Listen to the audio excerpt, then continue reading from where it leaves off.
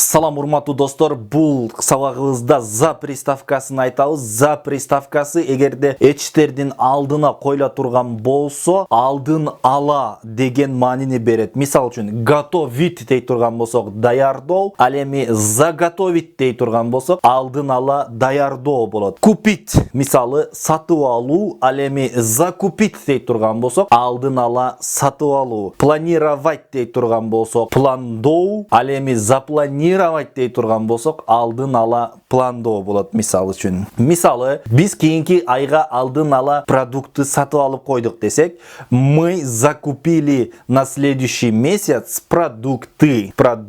Мы заготовили все необходимое на зиму. Биз кышка керектүүнүн баарын даярдап койдук деп айтабыз. Төмөнкү сөздүн маанисин комментарийде сөзсүз калтырыңыз. Проектировать десек долбоорлоо, ал эми запроектировать дей турган болсок, эмне болот? Комментарийге сөзсүз калтырыңыз.